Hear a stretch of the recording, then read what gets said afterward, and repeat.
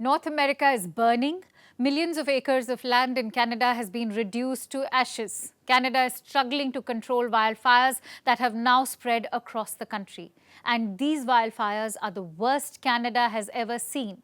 So the impact has been quite catastrophic, not just for Canada, but also its southern neighbor and close friend, the United States.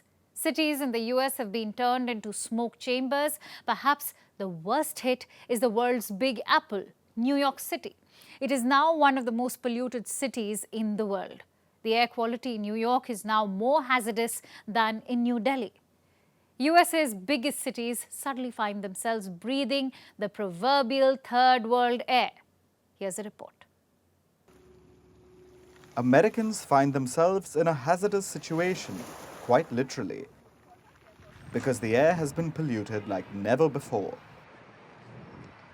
New York City now has the world's most polluted air. Take a look at this. These are not scenes from some apocalyptic film. This is what New York City looks like. Now imagine living in this city. If you're watching this report from Delhi, you know what breathing this air feels like.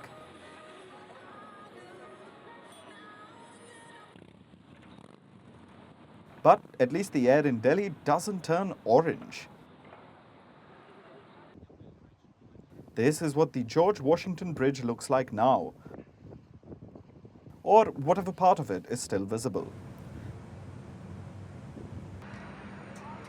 For somebody who doesn't have the proper context, you'd probably think New York has been the victim of an unprecedented sandstorm. Or worse, been struck by a biological weapon that has made the air toxic.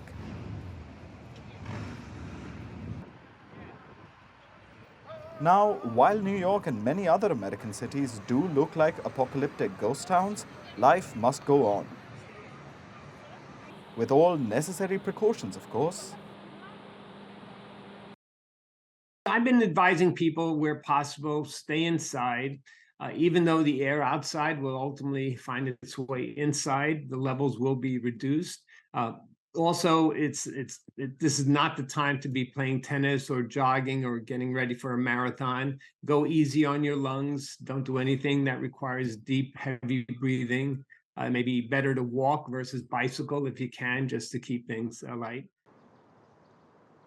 Go easy on your lungs. That's the message from authorities. Just to give you an idea of how things spiraled out of control in a matter of days, on June 3rd, the air quality index of New York was 15. Now it's hovering anywhere between 350 to 500. And that's over 56 times higher than the World Health Organization's safety limit. You'd think we're singling New York out, but this is not the case. After all, smoke coming out of Canada is hovering over northeastern US and the Midwest. Places like Wisconsin, Syracuse, and Minnesota haven't been spared either. Let's talk about Canada for a bit. The situation in this North American country is dire. Canada is battling its severest wildfire season on record. Over 8.2 million acres of land have already been burned. At this very moment, there are about 400 active wildfires still raging in Canada. And more than a half of them have been declared out of control. Over 12,700 square miles of forest and land has been destroyed. It's the sheer scale of the crisis in Canada that's sending ripple waves across the American continent. Smoke emanating from wildfires can be very toxic. This is due to the presence of particles called PM 2.5. Any particles with a diameter of less than 2.5 micrometers fits this category. Do you know why these particles are dangerous? because they're able to get past our natural defenses. These are small enough to enter our lungs from where they can start flowing in the bloodstream. These particles can cause irritation in the eyes, nose, throat, and lungs.